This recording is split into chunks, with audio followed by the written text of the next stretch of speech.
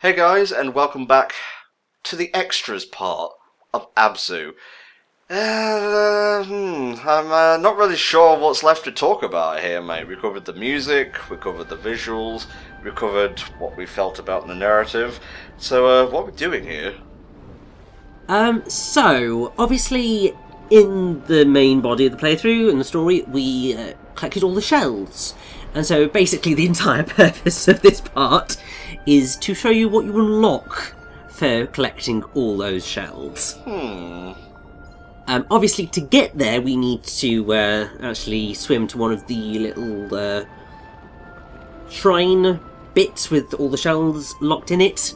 But we need to just get there first. So we just get a nice little swim through of Abzu again for a little bit. It seems so quaint considering we passed through the god pyramid back there. I know. But yes, hopefully now that we've gone past the ending, you guys can see why, like, as much as I enjoy Abzu, I am as critical of it as I am. Because, yeah, that ending just does nothing for me. Like, obviously, at the end of Journey, I was, like, actually kind of emotional.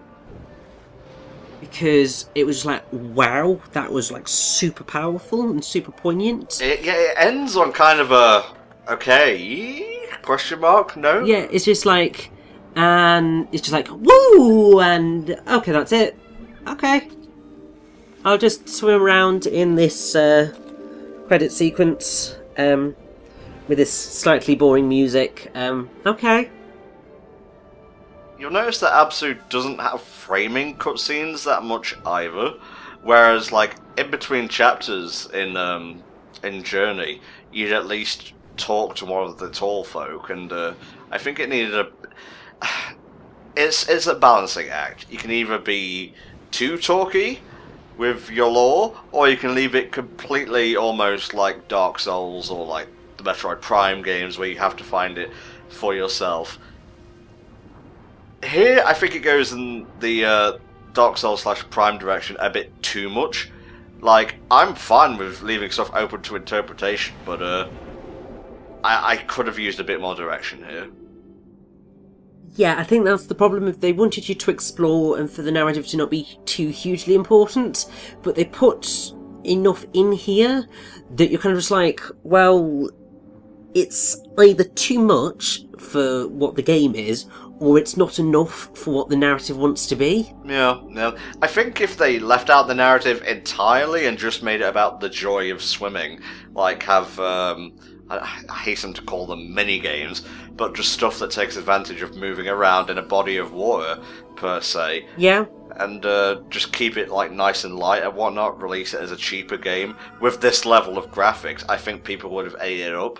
But basically what I'm trying to say is, the narrative in Journey serves its purpose and it enhances the game. I don't think it does anything for Abzu. I agree entirely. Which is a shame because it's beautiful and it's fun. But yeah, it just doesn't sit right somehow.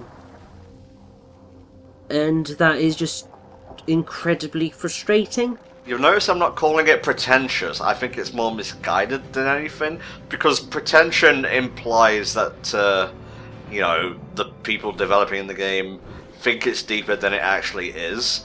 And I mean, I think they sort of did, but the game doesn't come across like that, yes, which okay, is good. Yeah. But yes, here's the little shrine that we needed to get to.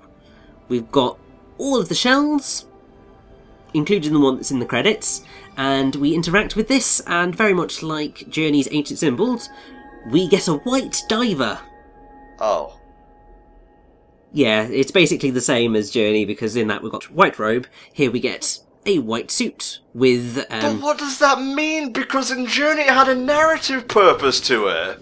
I know, here it's just a gameplay purpose because you get longer flippers and you can swim a lot quicker, like you can really pick up speed with this, and that's a lot of fun to be able to do. You're going to see me really heavily swimming about right now, and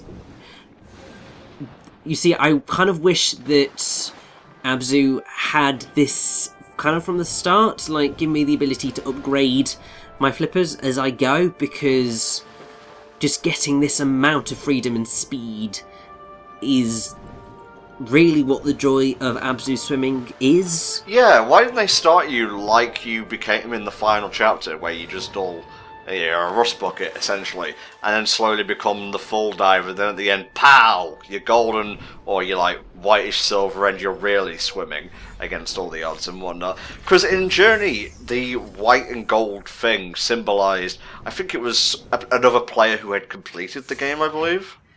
Well, effectively, like, I mean, so the white robes came to mean that because to obviously get the white robe you needed to have gotten all of the ancient symbols. Yeah. And so what often happened was the people who wore the white robes as they were playing would then guide the other travellers as they went. And that had a real great emotional weight to it.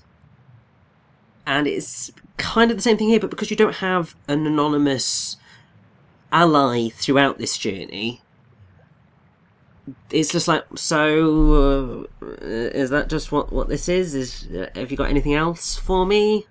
No? Also, if you need to play through the game completely, like in order to unlock this, and there's nothing different, why would you even bother to do it in the first place? Exactly, and that's the thing that's a pain. So I wanted to show that bit off, because that's something you unlock, and what it does. It's fun, but yeah, it's not as worth it as the white robe is, I feel. Because obviously the white robe is a symbol that you've played Journey, and you know what you're doing, whereas this is just like, hey, you can swim faster. The only other thing that I have left to show off is, essentially, the game gives you the option to visit the aquariums of your journey. So you go in to meditate, and as long as you have sat on a meditation statue in kind of each area, you can just follow the fish and watch it like a screensaver. Oh. Well. Which, yeah. I hate that I have to be negative about this, because it's got a lot of good going for it, like, visually and audio-wise, but it's the narrative and gameplay sticking points that are irking me. I know, I think the thing with Abzu is there's so much, like, it has so much promise, but it ultimately ends up being just really disappointing, and that makes me very frustrated, because I don't want to be disappointed, but I am.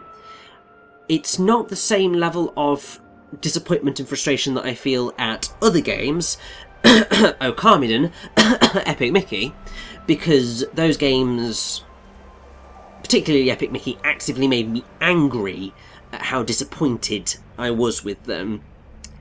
This is just, I'm disappointed, but I did have a good time. And so that kind of allows it to balance out a little bit. But it is still like, I wanted it to be good. It is sort of good, but it's just, it's not where it could have been or needed to be. For me, at least, anyway. Yeah, guys in the comments, if you played the game, chime in and, like, let us know how you feel. Like, on its own, compared to Journey. On its own, it's a pretty looking game that I don't think deserves the price it's currently going for. I feel it could be much cheaper. But compared to Journey, it's just like, I hate... It makes me want to say it's like someone copied the homework of someone else, but didn't really understand, like, the working of the homework. Yes, and this is going to sound harsh, but I think we can put that down to Matt Nava, because he was the art director on Journey, but he wasn't the game director on Journey. that was Genova Chen. And ultimately I think that Chen had a better grasp of what you need to do in a game than Nava does. Nava's an amazing artist, and amazing at coming up with a world and an aesthetic, but the crux of the matter is it's just not as polished or as well constructed, and it's a shame. Yeah, indeed, indeed. Again, I apologise if I came off as overly negative, but gotta be real. Thank you guys for watching our playthrough of Abzu. We'll see you next time for another HFC playthrough. Goodbye.